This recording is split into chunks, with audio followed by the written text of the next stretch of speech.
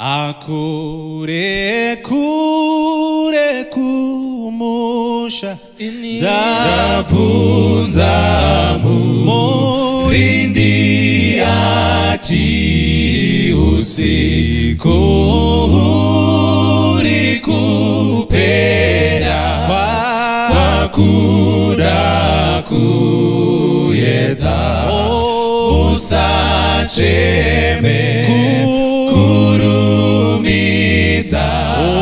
mutewere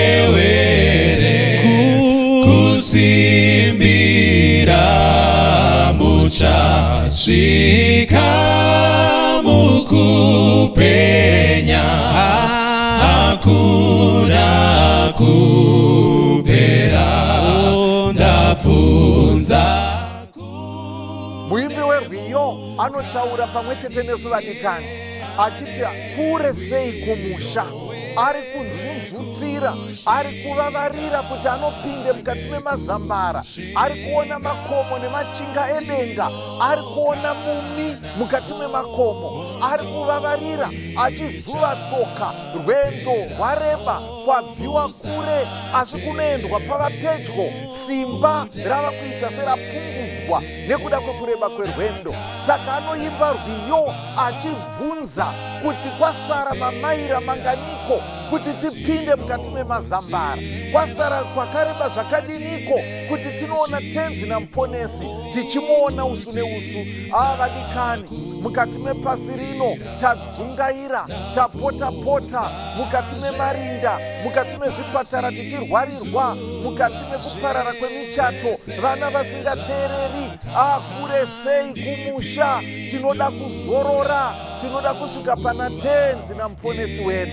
Vadikani hama, hakusisiri kure kumusha, nokuti murindi anoti kunze koda kuyedza, tava kuvavarira kupinda mazambara. Nekuda kwaizvozvo ngatichitsungirira, tinozorora tasvika.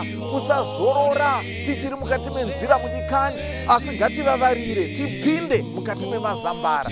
Nekuda kwaizvozvo ngatibatanei nemuimbi werwiyo tichipinda nekuvavarira kupinda mudenga idzva nenyika itsva munogara kururama, musina kusvimha misodzi, musina kupungura mhere, musina kubatwa maoko, hamuna kana nechirikadzi, hamuna zvibibi, hamuna kana hutera nehurema, hakuna chero chinovhundutsa nechingatyisa. Tichapinda mukati memazambara. Tinofanirwa kuti iwe neni tipinde tiri tose vadikani. Ngativharei maziso tinamate, tichivavarira musha unouya. Ngatinamate vadikani. Jehovha muri kumusoro kudenga, tinokutendai nekuda kwetariro, tariro mhenyu, tariro inofadza, tariro isinganyadzisi. Tafamba rwendo rwakareba, tinonzwa kuneta, tinonzwa dzimwe nguva kukahadzika, tinosangana nezvakawanda, asi tinotenda nekuti musha wava pedyo. Tinokumbira muchitipawo simba Jehovha rekuti tichipinda mukati memazambara. Tikokorodzei, tisimbisei, tikurudzirei, tisimbisei, tipinde mukati meruponeso rwenyu. Tinonamata Ishe, toda kuponeswa tose nemhuri dzedu, toda kuponeswa nevatana nevadiki vedu, tinoda kuponeswa tose takaringana. Tinokutendai Mwari nekuda kwenyasha dzenyu, nekuda kwerudo rwenyu. Muzita raIshe Jesu tanamata nekutenda zvino nokusingaperi. Amen. kumusha zviedzo zvakapera tisu tasvika kumusha. Welcome wati. Welcome. Tinokuchingamidzei hama neshamwari muchirongwa chedu The Journey of Life. Toda kutenda kuti mukati mechirongwa chino tinonge tichikurukura kwete nyaya dzekufungidzira zvatakanzwa kana kuti zvatakarota, asi zvatakararama nezvatinoziva through experience, personal experience. Ndo zvatinotaura. Chinangwa chedu ndechekuti tiwane zvatinodzidza zvinogona kubetsera uyo neuyo neuyo. Iwe kana une nyaya kana experience yawakasangana nayo, yawakasununguka kushare nevamwe, yaunotenda kuti inogona kubetsera vamwe, you can come kuchirongwa chino tokwanisa kukurukura kuti tose tidzidze kubva pane zvatakasangana nazvo. Ndinotenda kuti iwewe pamwe chete neni tose pamwe chete tichadzidza zvakawanda mukati mechirongwa chanhasi. Saka hatidi kuwanza mbambo padehwe reshindi, tadii tangopinda hedu munyaya yacho. By the way, indinonzi Watson Mbiriri, ndiri mufundisi uye ndinotungamirirawo zvakare hurukuro dzatinoita mukati mechirongwa chino. Ngatipindei mukati menyaya yedu.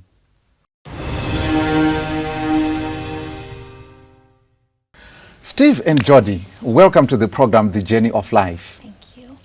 I'm so happy and honored to have you two come so that we can talk on the issue of adoption. It's a topic that is not so common. We hardly talk about it, but I believe you're going to enlighten us and help us through what you know, some of it from your own experience. You have had the experience of adopting, right? Yes. That's right. Okay, we're going to go into that. But first of all, just to know a little bit about yourselves. You come from the United States. What do you do? What's your profession, and what brings you to Zimbabwe? Well, I am a teacher, and what has brought me here is just the call to serve those that have been left fatherless, and to help in any way that I can with them. That's ultimately what has brought me here. Yes. Wow, so that bond with children. Yes. Okay, so you are a teacher in what level? Elementary. An okay. elementary teacher. All right. I Yes. see. And so that bond with kids really goes all the Yes, way, and you are that's a right. mother as well. That's right. That's I am a great. mother. Okay, and Steve, officially. what do you do? I own a business in the States. We are in the senior housing and care industry. And that more or less allows us to do what we're doing here. We're back and forth, spend about half our time in the United States, half our time here. Jodi has always had a passion for kids and an interest in Africa. And about 10 years ago, she wanted to come over here and volunteer. And that kind of started our journey here to Africa. Oh, So, is it so? Yeah. Wow. For kids, and then Africa, then African kids. And so, Africa is a big place, 53 countries. How did Zimbabwe really come into your radar? That, okay, of these countries, Zimbabwe. So we had a family friend that was working here at a children's home, and we heard that she needed some help, and we were willing to come here and help. So that was ultimately what brought us here. And we've stayed here for the past 10 years, and we're happy that we have. So. Wow, that's so special. And this volunteering spirit, I guess in the context, let's say, of missionaries in general and the Adventist missionaries in particular, you see a lot of this volunteering spirit that really made a lot of things happen, such as the establishment of the church. A lot of those people that came were not necessarily pastors. They were just volunteering families, husbands and wives. Said, that's something that needs to be done, and why not? And many of them were busy. They had stuff to do back home. They had lots going, but they just put that on hold and decided that, okay, I can help. And for that reason, we really appreciate your coming, and that's a great decision. Today, we are talking and focusing on child adoption, and we are going to be talking around this. First of all, what is child adoption? And I would also I think our viewers would want to understand, why would someone consider adopting a child? You want me to answer that? So child adoption, bringing a child into your home and family permanently and legally, and it's different from foster care. Foster care, the family, the receiving family would have temporary custody of the child. Okay. And with adoption, there's full guardianship, and that is permanent. So the family will have all legal rights, and the child will be a part of the family in every way, including surnames and everything. And totems. So, and totems, yes. And inheritance, yeah. And And inheritance. Yeah. Okay, so That's it's right. permanent, and there are full rights. Yes. Okay, and as parent, legally, there are obligations that then come that you have to take this child. Basically, you're taking this child as your biological child. That's right. As you would your biological child. Okay? So it's irreversible. That's right. All right. And as the force of the law behind it. Yes. Okay. So what are the steps that one goes through when they are adopting? I'll let you take in the that context one. of Zimbabwe. Yeah, I'll let you take that one. You've been more. Yeah. Well, let's see. Our journey probably will be a little bit different Okay. than those locally. We went to the social welfare office and indicated Yes. that Thank you. Sorry for me to like cut in right there. Yes. There could be other people watching who are not Zimbabweans. Yes. I've heard of cases of people coming from different countries around the world and adopting children from different African countries. And, you know, with technology, you never know how far this goes, this conversation. And so I'm sure it's also beneficial. Your experience could be beneficial to somebody else who's non-Zimbabwean and say, oh, yes, but I would want to adopt from one of the African countries or anywhere else in the world. Your experience could be quite instructive in that regard. So, yes, please share it the way you experienced it, yes. So we did go to the social welfare office and indicated that we would like to adopt. And they started a file for us. We filled out an application, an adoption application, and we had to get references from family and friends and pastors. Okay, people who know you well. People who know us. Okay. We had to get background checks and a lot of different things that they compiled for us. Would you mind explaining why those things you're mentioning are important? Is it just rituals, or why, like those background checks, and why? What's the significance? What's the rationale? What's the importance? These children need to go to families that are loving, loving families that can care for these children. So they have to do a background check. They have to make sure that the family has everything that they need to care for these children. Okay. And they have the capacity. That's right. Yes. So those things are important. So of course,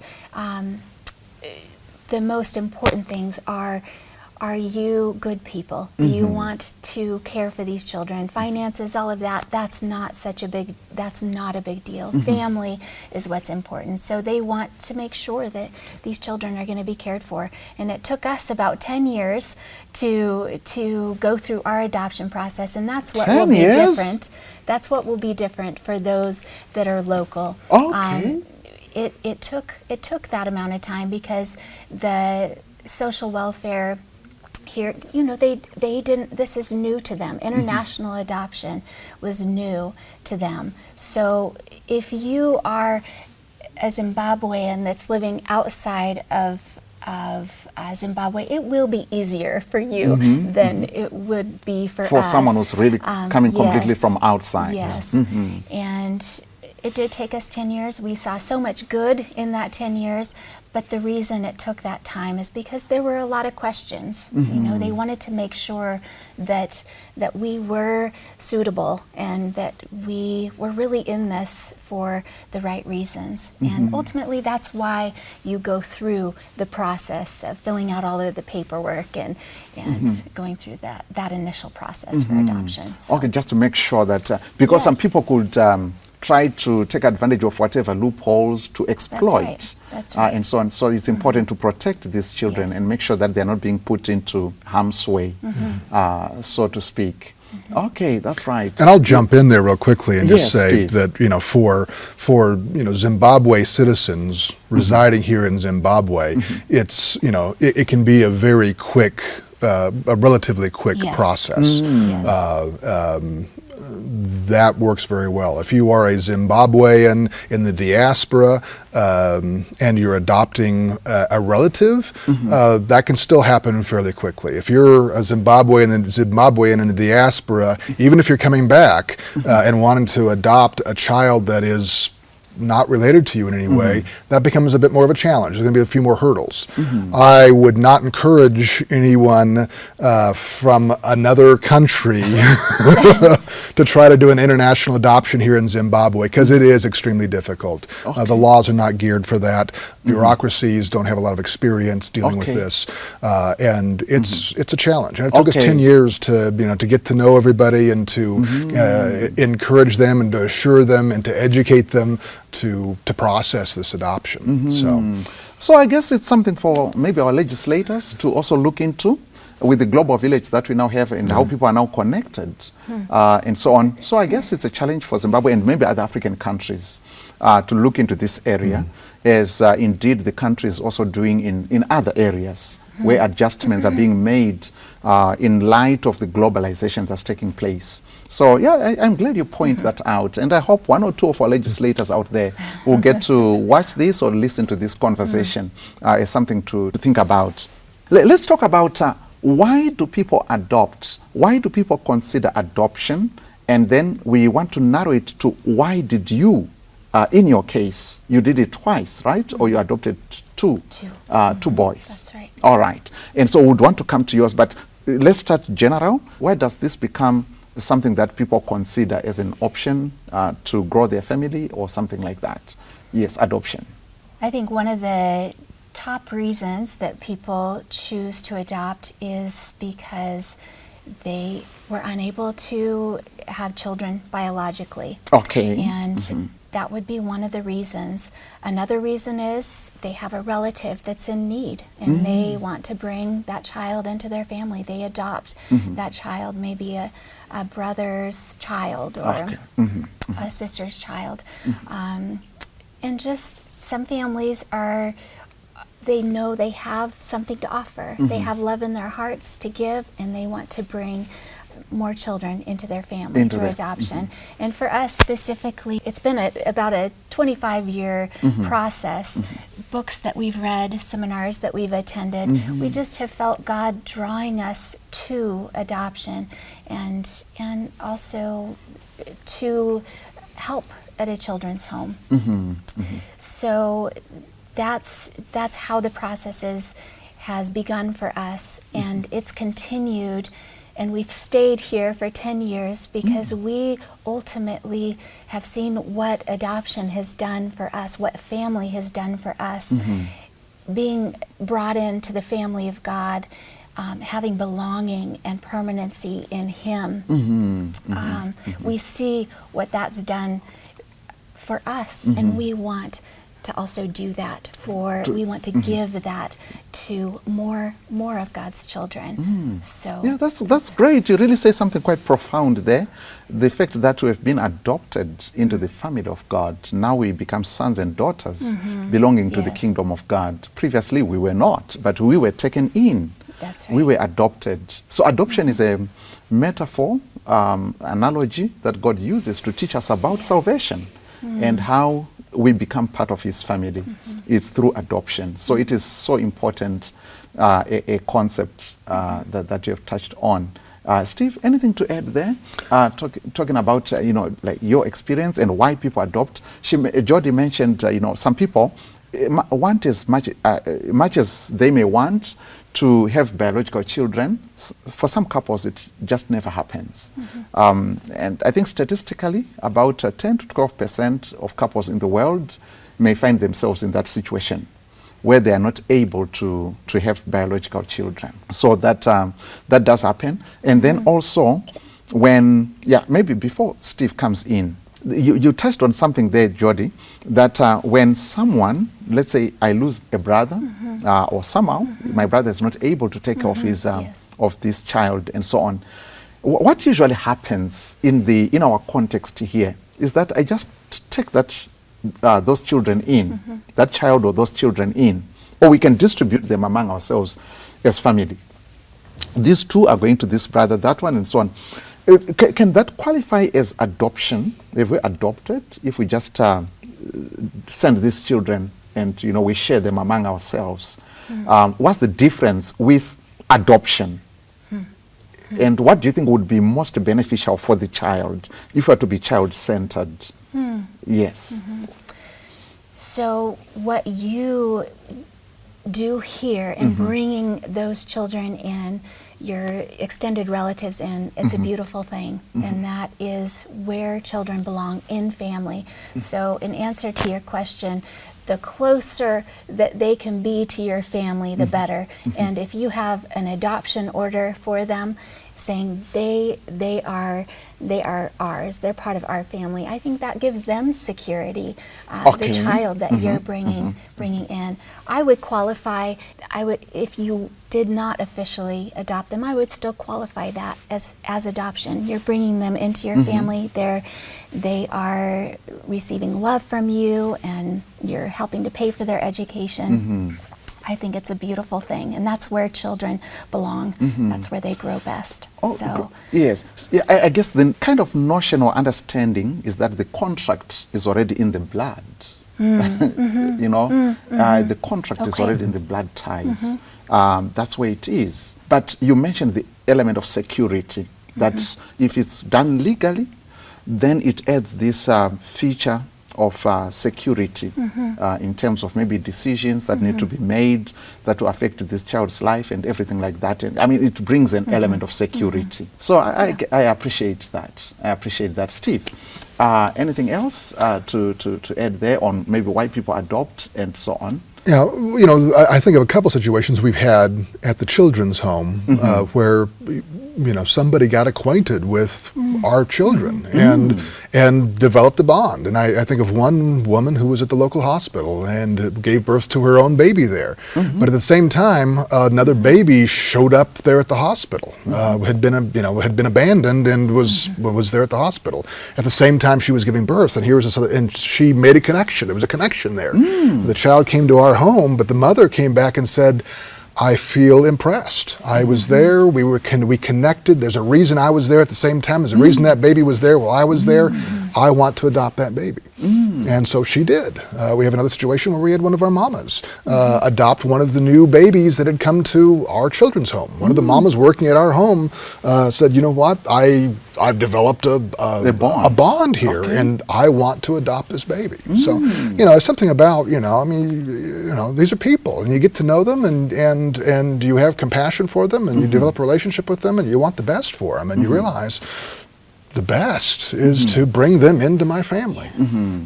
Yes, as a way of sharing that love. And yes, okay. Yeah, and I guess it can work in two ways. That's maybe a couple can identify that, okay, there's this boy, there's this girl, or whatever, or just make an application to social welfare. Would love to adopt, and then social welfare identifies. In your case, what happened? Did you identify the children first, or they were given to you through social welfare? But since you already have you know, a children's home that you do manage. So we did identify the children. They came to us ultimately. We ended up going and helping at the children's home just outside of Mutare, and it's now known as Kudaran. There were many other babies around the age of 1, and then our son, who is our son now, he came and he was 4 months old, and he was in his cot bed, often, you know, by himself. And when I would see him, I'd go in there and pick him up and hold him and feed him, and that created a bond between us, and I became known as my Anesu, so which I was proud of. And I still am. My Anesu. Yes, my Anesu. Yes. So, and then our youngest son, he ended up coming to the children's home, and he just seemed lost in everything. And he needed also some speech therapy, what we thought to be speech therapy. And he was 2.5 at that time. So we actually took him to speech therapy. He came to stay with us here in Harare, where we were staying at the time, and we took him to speech therapy. He ended up not needing speech therapy. What he really needed was just the home family. Yes, a family. Because he just started talking and opening up and expressing himself. So that's kind of how it happened for us. And we, in answer to your question, you can identify a child, or you can let social welfare help you find one. Yes, you can give them the ages and the gender, and they can help you with that. So okay. So how old are these boys now, and how are they doing? They're doing very well. Yes, we're proud to be their mom and dad officially. September 24, 2021 was the official day, and they're doing well. 8 and 10 are their ages. Okay. Yes. 8 and 10. Yes. Oh, great, So, great. beautiful So, boys. you know, that makes it quite interesting in terms of culturally.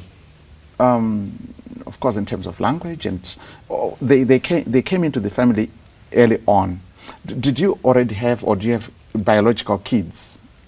No, we Okay. don't. We don't have biological children, but Okay. we have children. Okay. Yes, we have our boys. Oh, So, all right. Okay. That's so. In terms of thank you for that. Culturally, are there no challenges, or I mean, how does it work? How does it work? You know, culturally to really create that bond, family bond and connection and so on. I'm just curious about that. You're coming from a totally different background than theirs, or they're coming from a background totally different to yours, the one that you were brought up in and so on. So how do you make it work? I'm just curious about that. well, I believe that it just is all covered in the fact that we are all part of God's family, and family is what is most important. We have each other. They have a mom and a dad. We have them, and we're really flourishing because we know ultimately that we have a Heavenly Father that is meeting all of our needs. We face challenges. I think there are some challenges. They are from Zimbabwe, and we are from the U.S., and we do face challenges, but they're not big, and we feel God's presence with us, guiding us, and that's the answer I can give you right now. That's all right. That's all right. Maybe we're going to come back to that at some point, because I would want you to kind of like characterize these sort of challenges that may be anticipated or that could be encountered. In all family situations, there are challenges, but we're talking here about those challenges that could be unique to a family arrangement such as this, or a family that has been constituted in this way, and so on. And so, I think I would want you to fill us in a bit more on that. But before we do that, let's talk a little bit about Kudaran Children's Home. So where exactly is it located? And tell us a little bit more about this place, how big it is, and the kind of children you have there. I'm also curious to know where do most of these kids come from? What kind of circumstances create situations where we end up with kids who need this kind of support? Kudaran is now located we're at the 22-mile junction out past Mutare, right on the reservoir located there. We were originally located out in past Merengue in Marira. And as we were expanding and converting from a dormitory model to a group home model, we didn't have water out there, and we were looking at some additional development. Yes, and we said, well, we got to have water, so we ended up relocating to Zimunya effectively about 6 years ago now, something like that. So we're licensed for 50 for 50 children to take care of 50 children. We have right now, because honestly we've done an excellent job of getting a lot of these kids into families lately, and because of the challenge with COVID and so forth, we have about 39 kids, I think, they're at the home right now. But we don't just stop caring for the kids when they're 18. We have a transitional program, so when the kids age out, social services tells us at 18 they have to be done, and we say okay, but we're still taking care of them. So we move them into a transitional program out at Buhera, and we have a number of kids there. We have a feeding program at the old site in Merengue, and then we also have a school fees feeding program in Buhera. And then there's other kids that we're helping in various ways, whether it's school fees and other ways. So there's probably I would say it's about 150 kids that we are impacting in one way. In total? Yeah. About 150 kids. Yeah. But the ones at the site, about 39. Right now, at the home. Yep. So that's 22 miles We usually just go 22 miles. Yes. And so on, out of Mutare. That's in Zimunya area. That's where this place is located. And I think I met, it was just once or twice or something like that, Auntie Paula. Yes. Yes. When the home was still in Marange, I think that was Mareo. Yes, near Mareo. Yes, Mareo. that's right. Yes, I think, but years back. Yeah. Yes. Yeah, could have been around 1996, 7, thereabouts. Okay. Yes, 1996, 1997. And her dedication and commitment was just amazing. Yes. So the whole idea is that the ideal situation is that children should be in families. So how can people, how can these children move into families, or what schemes or facilities are there for that to happen? How does that happen? Adoption? Yes. People could come, for example, to your that children's home or any other and say that, oh, we like this girl and would like to, and then start the process with social welfare. That's one way. Yes. What other ways, maybe? Adoption, obviously. Fostering is another way. Okay. Would you mind explaining a little bit more on that, clarifying on that? Fostering is, it involves a court order. There's, but the children are placed with you, and you have custody, legal custody of the child, and are responsible as the parent there for a period of time. And I believe the court order is for 3 years. The foster court order is for 3 years and can be renewed if everybody's in agreement and so forth. But it places the child in a family rather than an institutional setting, if that is deemed to be beneficial to the child, and it's a productive environment within the family. So there's fostering. And then, we also have a mentorship program as well. It's primarily geared for the older children, where families, some of these kids need any way that we can introduce them to a family, and when they're in school, a place that they can go to during break, somebody who can help them as they're navigating some of life's challenges and figuring out what they want to do for a career and so forth.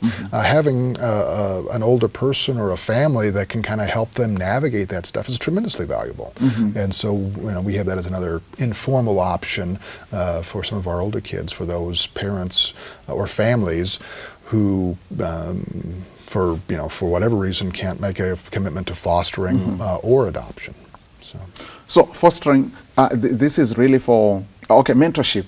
This is for kids maybe 18 and above, those that now have to leave the home, the children's home.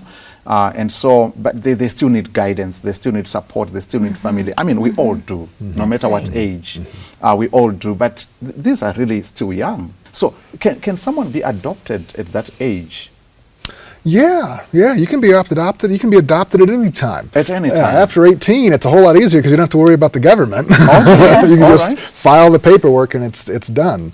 You don't have to worry about social services. But yes, you can be adopted at any age. But typically, when we talk about adoption, it's usually happening at a younger age, and involves involves social services because you're still dealing with minors. Yeah. Are there facilities maybe that you have where maybe someone could say, this is school holidays and everything like that? Maybe we'd want to get 3 kids to spend the school holidays with us as a family, and maybe when schools open, they can go back to the home or something like that. Are there things like those? Yes. Do you want to speak to that? Yes, that is definitely a possibility. If people would be open to that, I think that would help to create connections with children, and yes, that would be appreciated. That would be appreciated. If that is something a family could do, bringing children in for the holiday and just giving them a place to experience family, I think, and then hopefully continuing that interaction as they grow older. So it's very important for the socialization of these children.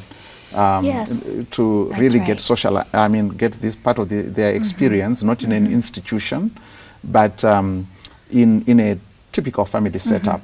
I've seen that even in children's homes, there's also this, I'm not sure what the technical term is, but creating homes within the home where there's like a family unit and so on. Because years ago when I was in high school in Bindura, there was this SOS, you know, this children's home and organization.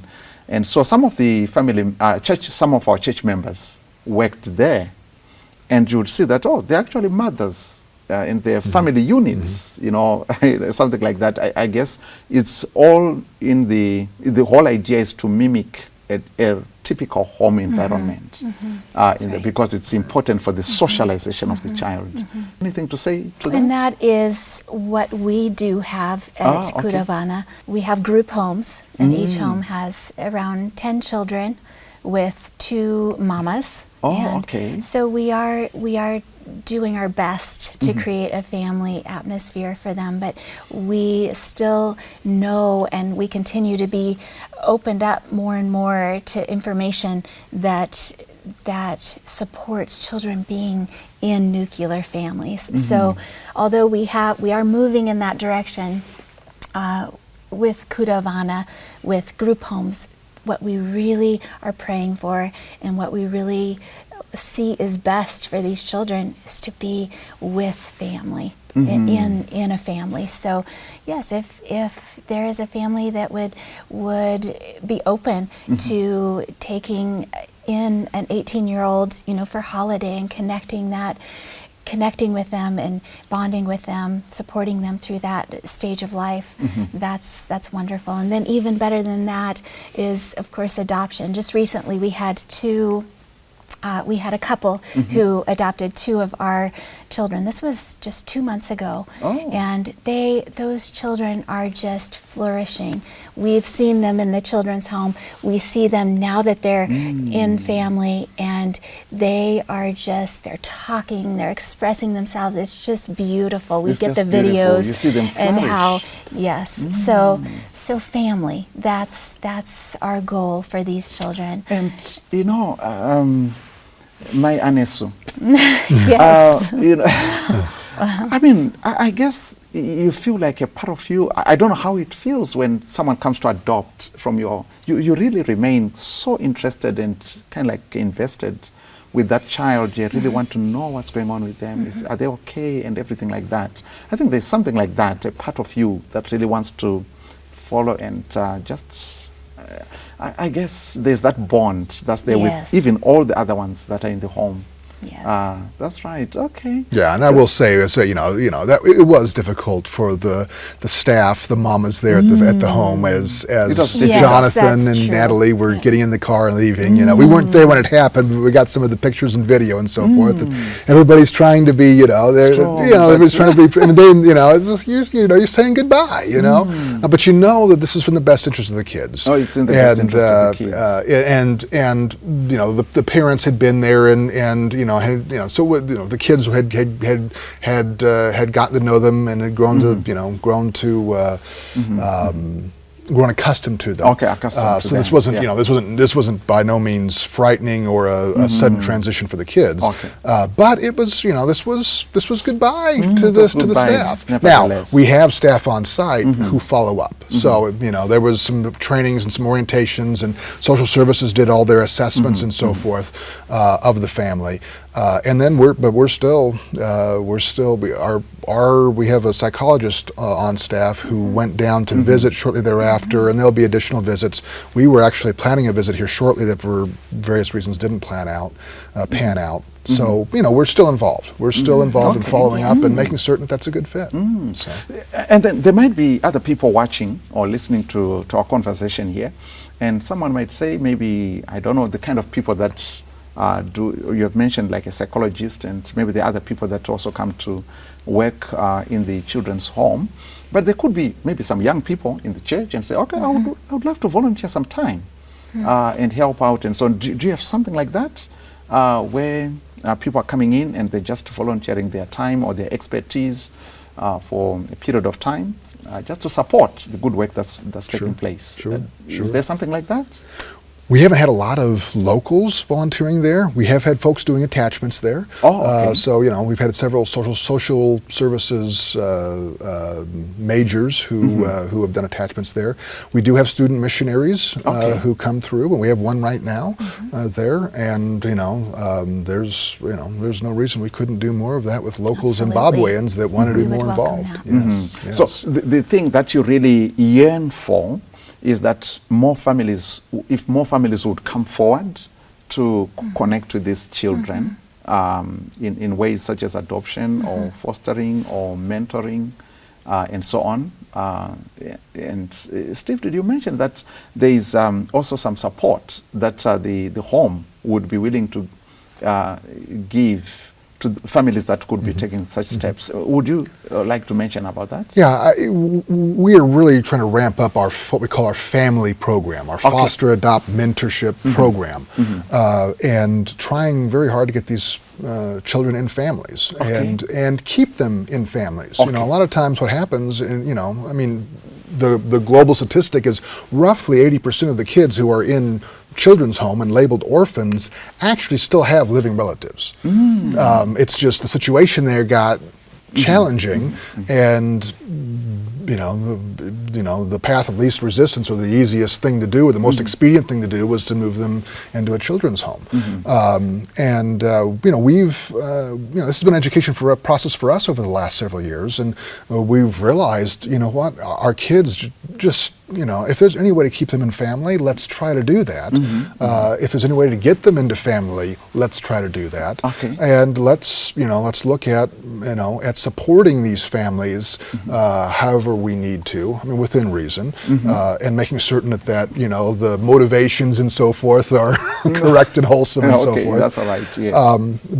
Yes.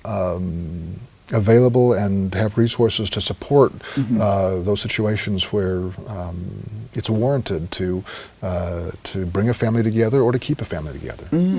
Okay, that's all right. And so, thank you so much for that.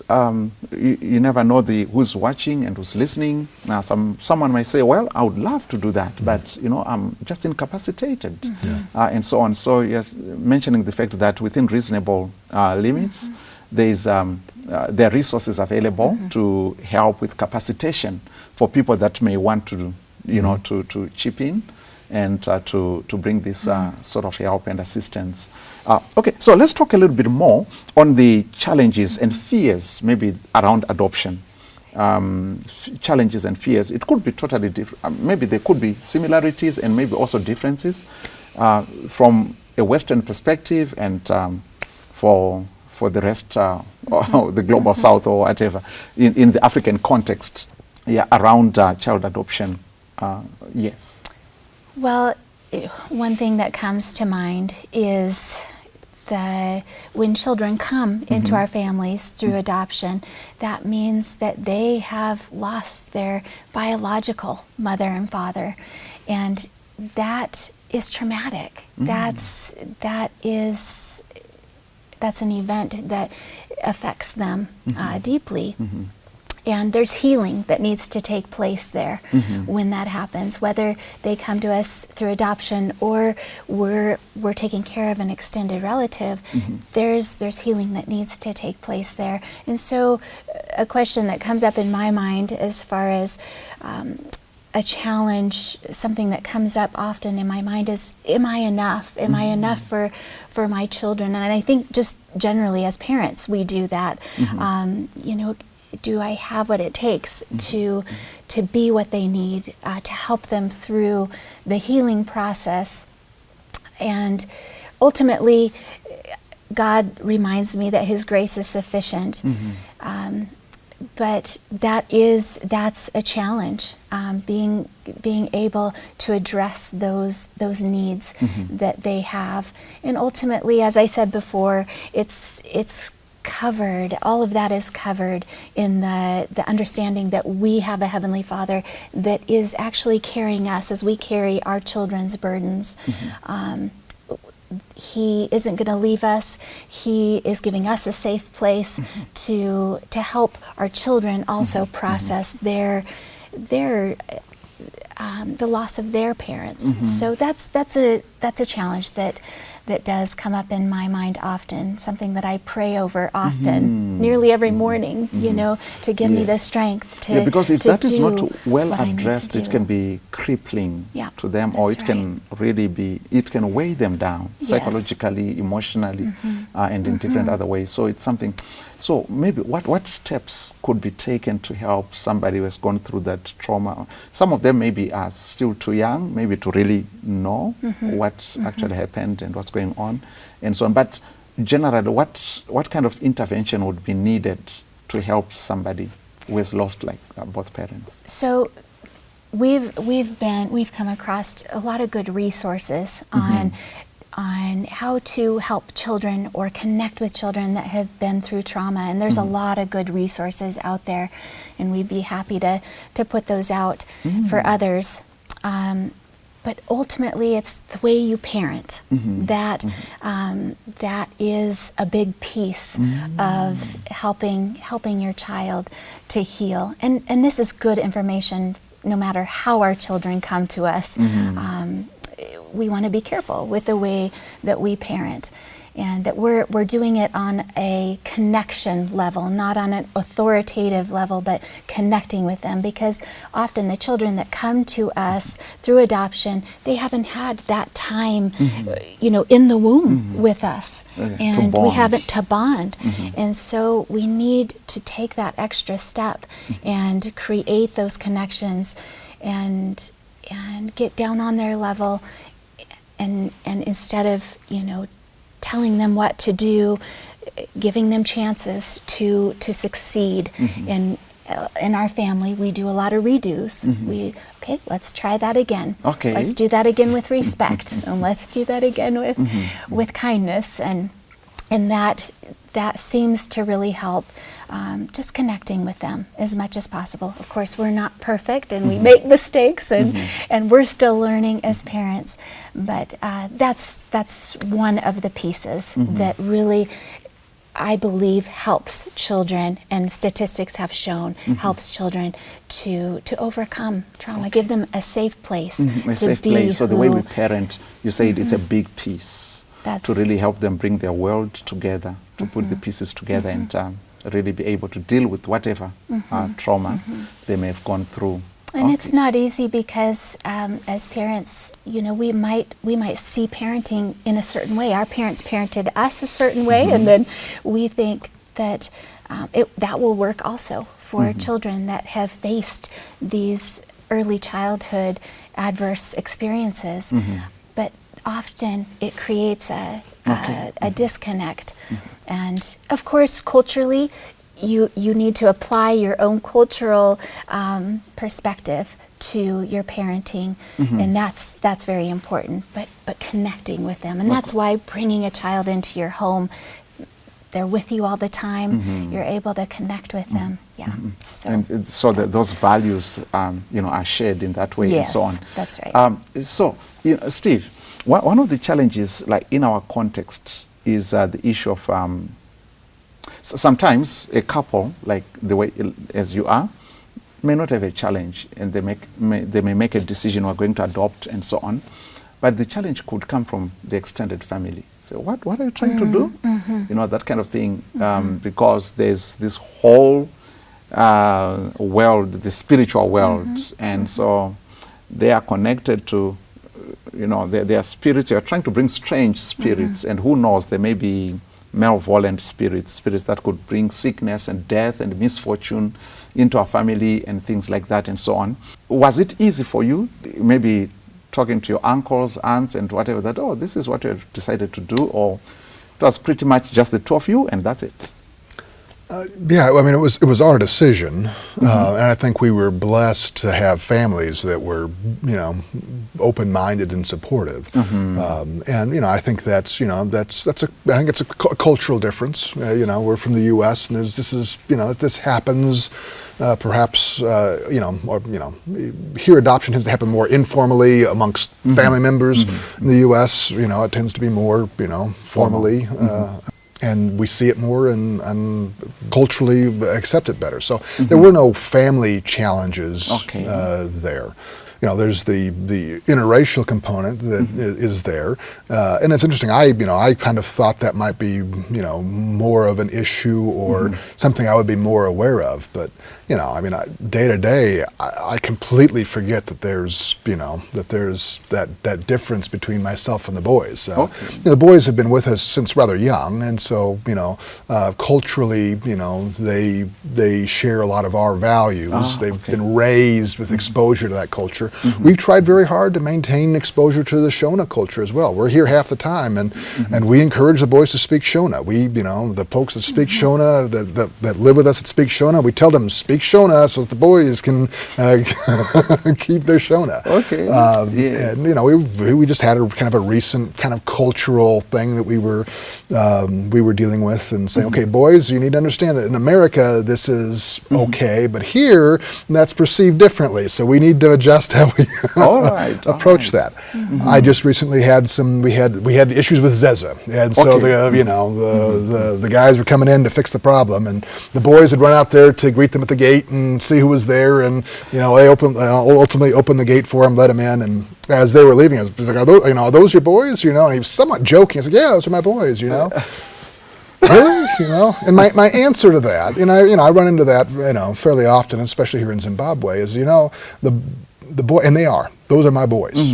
They are my boys, and I can't think of any way. I can't imagine saying that any more meaningfully if they were my biological children. And my answer to the folks who look at me, are those your boys? That question and that kind of look is that. Those boys are my boys in every meaningful way except biologically. And and I can't. You talk about the bonding and is there challenge? No, there has been no challenge as far as those boys being a part of our family. Thank you for that, Jodi. So, is it advisable, or do people do that? Did you do it to maybe let them know how they came into the family, since they came in when they were so young? What are your thoughts around that, or what have you done? What have you thought about? Have you talked about it? We do. We talk about it quite often, and the boys come to us and ask for us to tell them the story again of how they came to us. And again, in the studying that we've done, it's been advised to us that we do tell our children their stories in a context that they understand at this age, at the age that they are. So yes, we've told, and actually they delight in it. They see it as a positive thing from how we can see that they're handling it. So. And you put a very positive spin on it. I mean, we don't know the circumstances, but Jodi says, I'm sure your mother loved you very much, and she there must have been some challenges and so forth, and they left you at a place where they knew you'd be found and be taken care of and so forth, and so there's a we approach it as positively as but we're very honest about the situation. I mean, we have to be.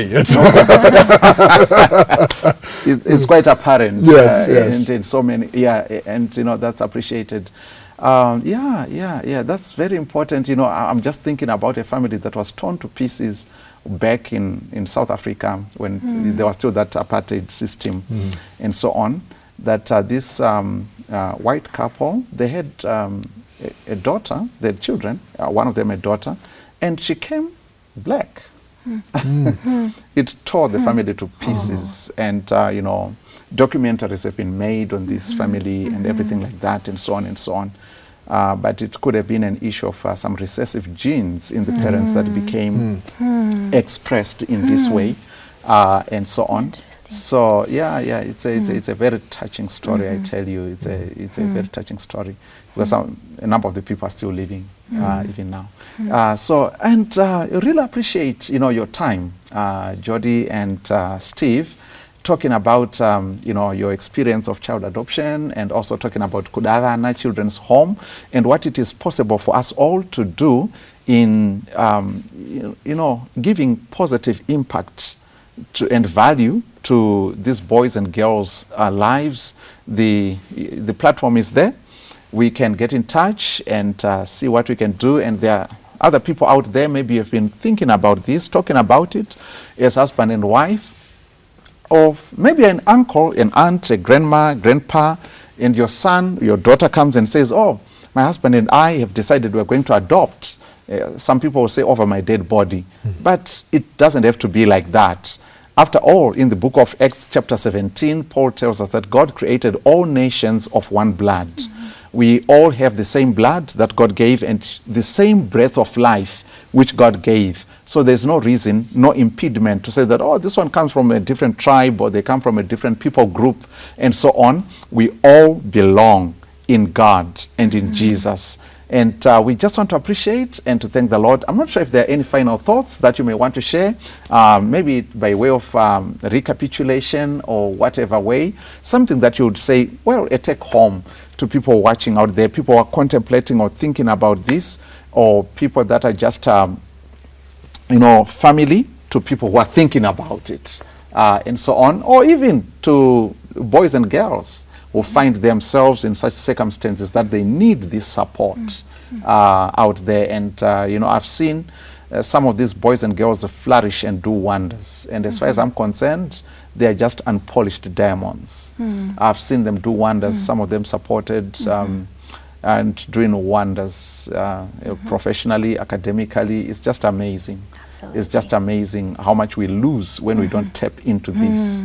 And instead we end up with people that can become a challenge to society because they have not had the privilege to be developed, to have their potential developed to their own benefit and to the benefit of society and to the benefit of God's work even. Yes, so any final thoughts as we come to the close here? Just two things, if that's Yes. okay.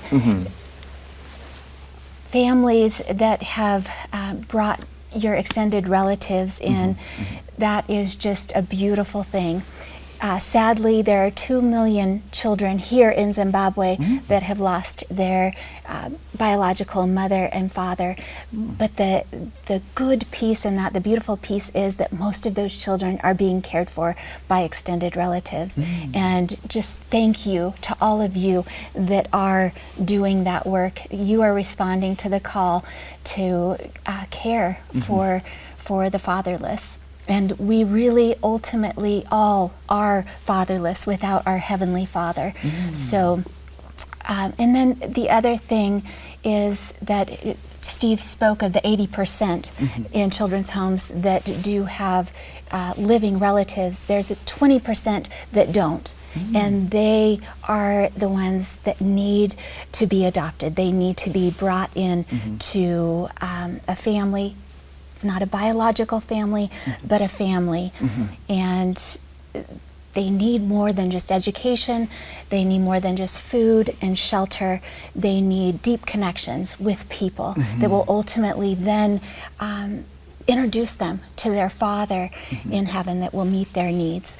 So ultimately, Jesus promised that he would not leave us as orphans, that he would come to us. He kept that promise. Now these children need to know that that is true, that he is with them. He's a father to them. And that's what I... Yes, I see how much your faith really, fuses into everything that you are doing. And I really admire that, that your faith is a strong driving force. And that brings everything together in a meaningful way.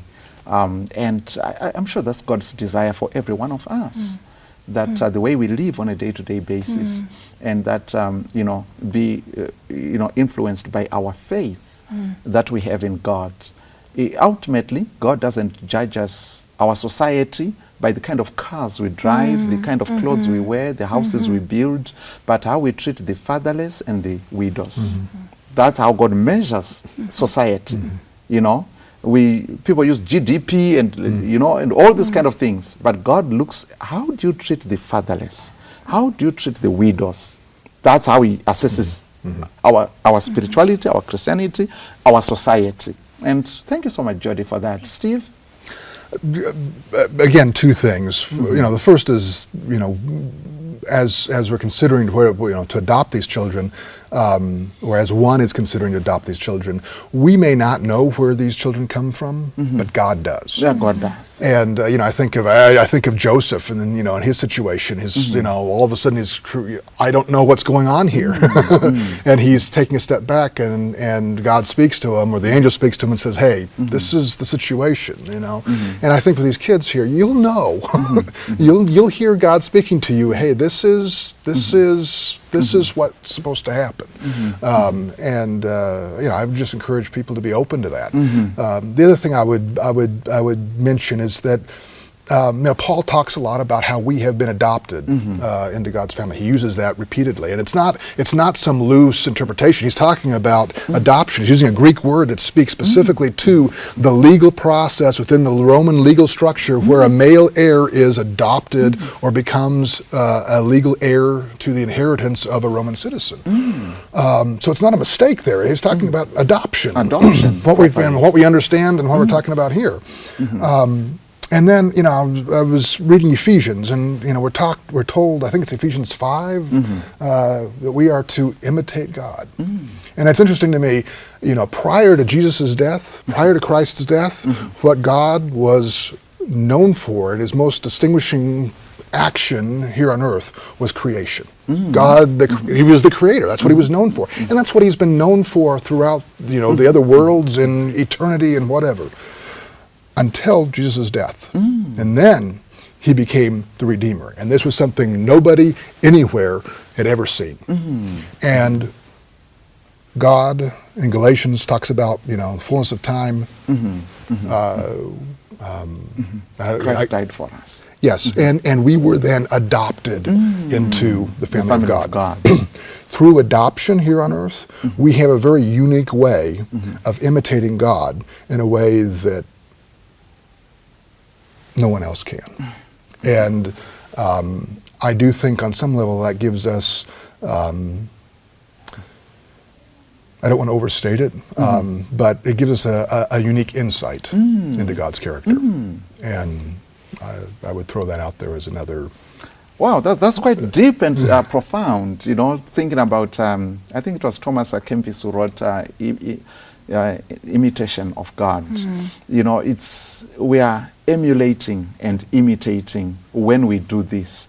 And as you rightly said, Jodi, so many people out there have felt the responsibility was theirs, and they've cared enough to take in children who are not biologically theirs, and they're providing that support and care and everything like that. And thank you so much. We really appreciate your time and sharing your thoughts, your experience. We wish you God's richest and choicest blessings as a family, but also as you help out in the children's home, that the Lord may bless, and every one of those boys and girls, that God will find them a home. Who knows, someone watching there will say, "Yes, Lord, I answer to that call. I'll open my door and take in one of those children." We praise the Lord, and thank you for watching and for supporting. Thank you for listening. We just want to appreciate your time. Until next time, may God bless you.